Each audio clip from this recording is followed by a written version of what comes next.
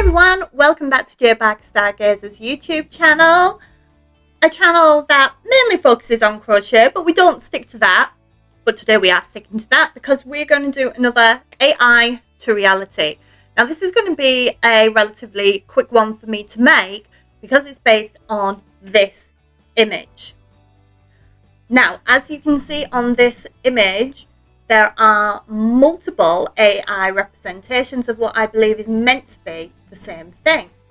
A cat cushion of some sort. Now, as I've started to sketch this out, I've realised that a lot of it kind of doesn't make sense. I mean, the cat's holding something, which at first I thought was maybe a sweet, but I'm thinking that makes no sense, so I might change it to be a fish. The shaping, see the top ones are quite blocky while there's more curvature to the lower ones. I'm going to sort of mesh both shapes together. So I guess this isn't going to be a true AI to reality, more taking the examples that are here and interpreting it as my own concept. Well, let's see where we go from there. So off camera, I made the back section of this cat cushion using a sketch I made. I simply ran rows of double crochet back and forth, increasing and decreasing according to my sketch's dimensions and changing to pink for the head. The ears are a separate piece. Now, don't ask me why, but I decided to tackle the thing the cushion is holding next.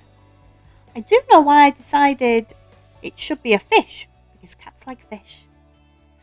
I know I'm so in depth. I used the dimensions from my original sketch to sketch the fish I wished to create and straight away ran into difficulties. I will say this now. By itself, I hate the fish I made. I really do. From sketch to stuffing, I hate the bloody thing. And I think it's because of the art style. It's not an art style I myself would use, but as I'm trying to keep it in the style of the actual project for the AI image, that's where I think I've ran into the difficulties. I do think the style matches, but I simply don't like it.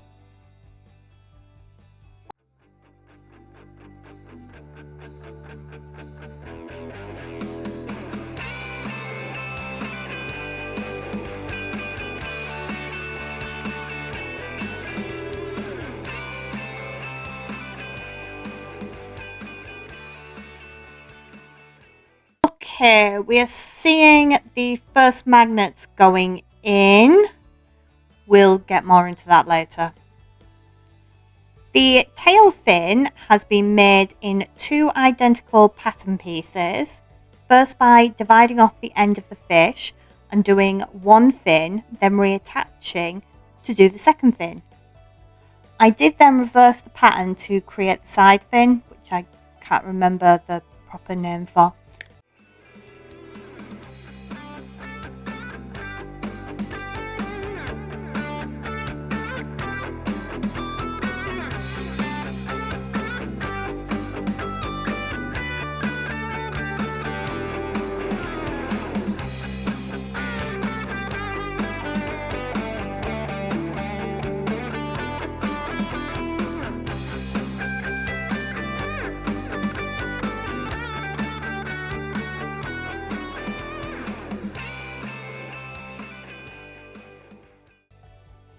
Onto the front section of the body.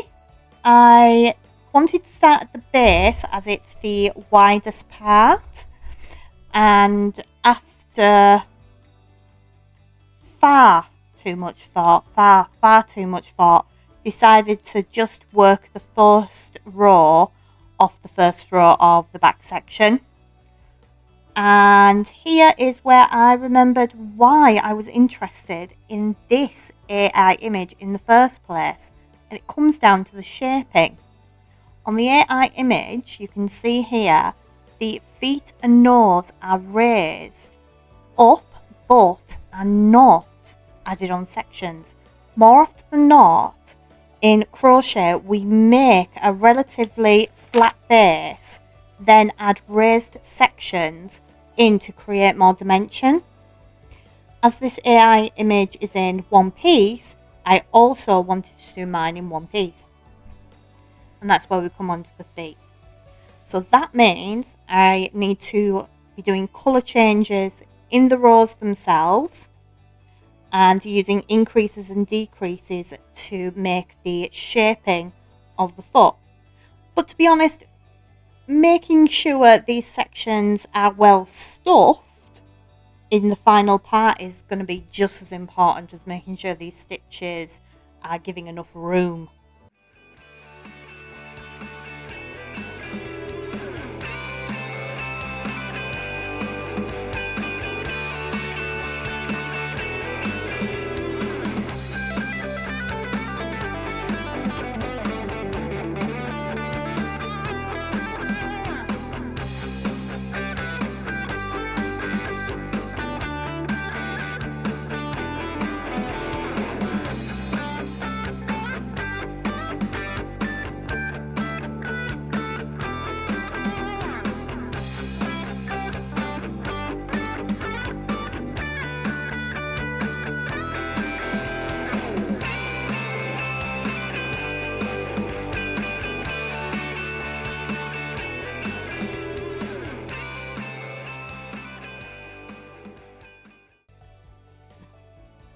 Don't know if you can tell, but I ran out of plain white and only had a sparkly white in my stash. So if you can see that, that's why we've got a little bit of a change there. And that my hook changed. It's still a 4.5mm, my go-to hook when I'm doing any sort of design projects. It's just, I used the old one to death.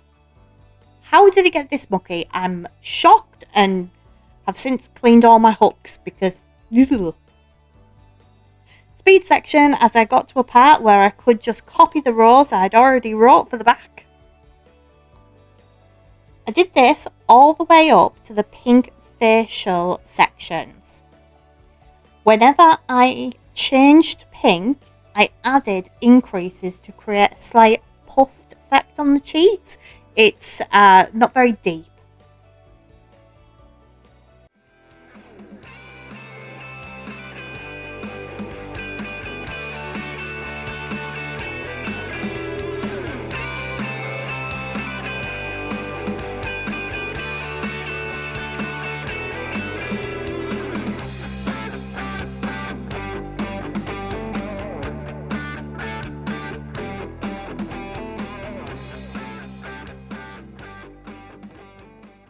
The nose / muzzle, is it a muzzle? Yeah, it's a muzzle, isn't it?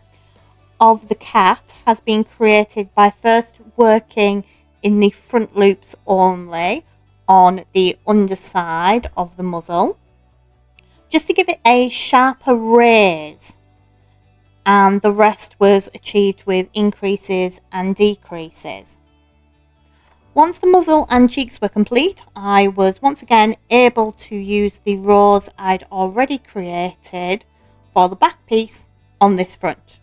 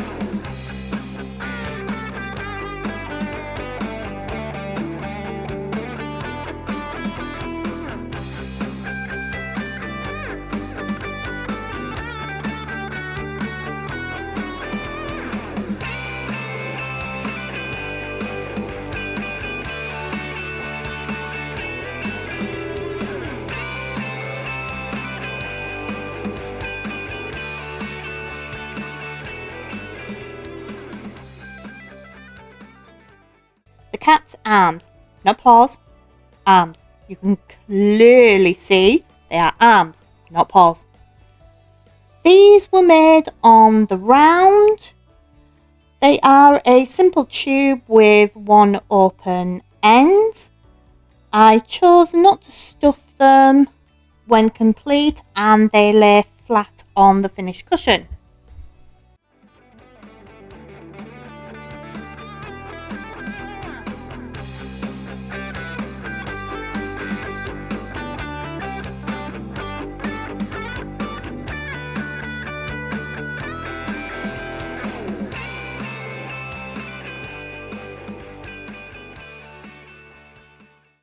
Now the ears, as they are one colour, I decided to create the texture of the inner ear by working stitches in the back loop only.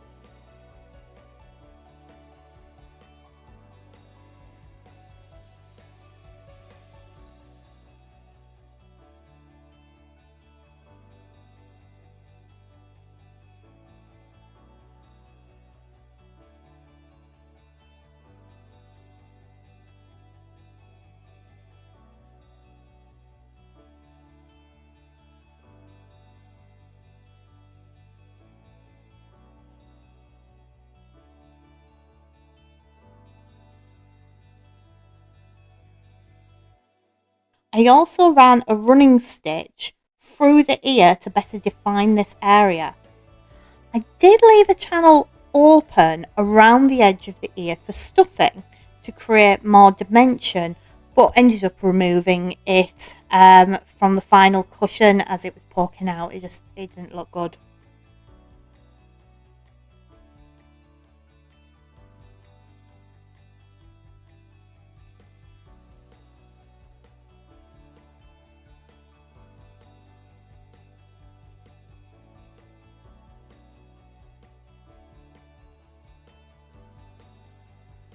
Before we get to assembly, we need to create those pockets and those weird dolls that are sitting in them. The pocket does start with a magic circle, but it is actually worked in rows running backwards and forwards.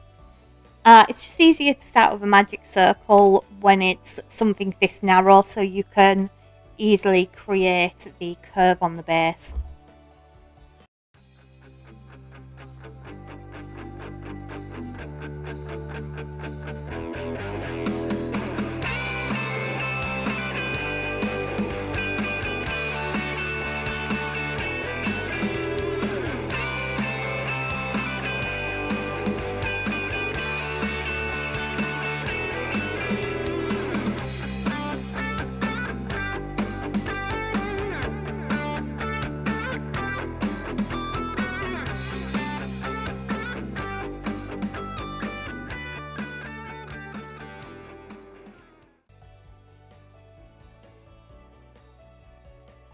The dolls themselves, basically I used the pattern for my forest babies. Free pattern can be found here, and I will also link that video at the end of this one. And I simply added 3 half trebles in the back loops only to create the ears.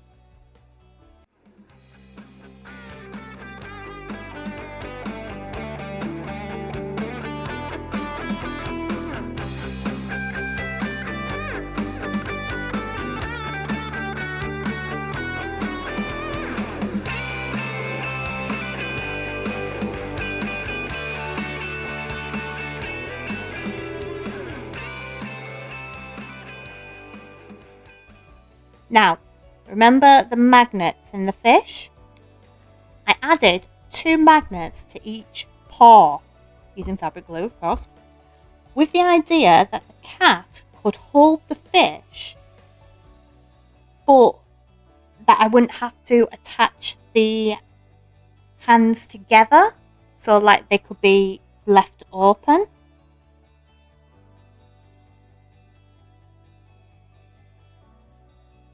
This didn't work. The magnets aren't strong enough to go through both lines of fabric and stick them together. So it's a shame, so I've just removed them. Right, while that's drying, we'll go on to the assembly. I decided to focus on the stuffing of the feet first. As I said earlier, stuffing is as important part of shaping as anything else. Then I got the pockets on, lining them up with the edge of the feet. Originally, I was going to pin the ears in place and use the stitch that I'd be using to join the front to the back to also secure them in place. But then I felt it might be too thick and not secure very well with it going through 4 layers of crochet. So I stitched them in place instead. And I also did the same with the arms.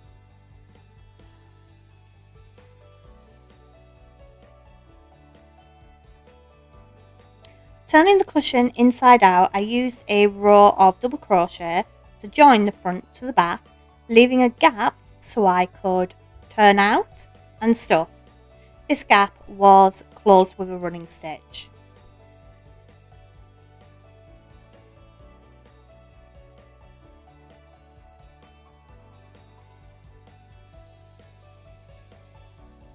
Detail work. You know, I equally love and hate this part of any project, and I have no explanation why. And I get this same sort of feeling putting like final outlines on artwork. Maybe I just hate finishing pieces. First, I've used a running stitch to define the raised sections. Then I put the facial features on. The nose, mouth and whiskers are simply embroidered.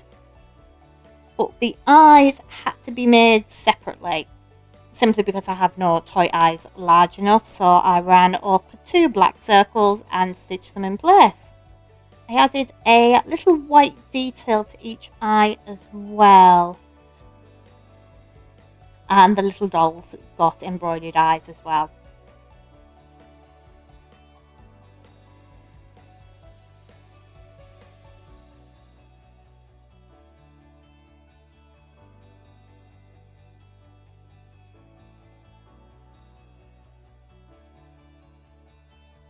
And then I decided to define the head more with a running stitch through the front and the back.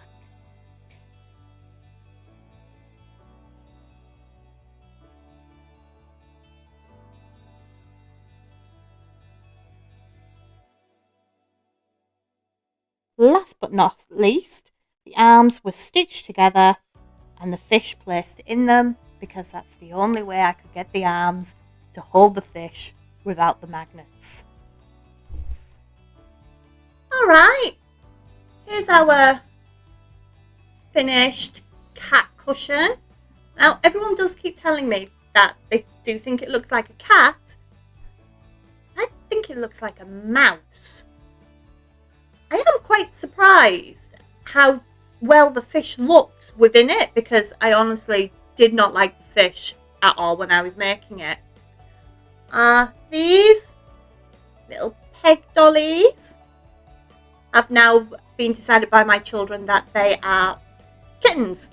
So I guess that's what it is. So there you go.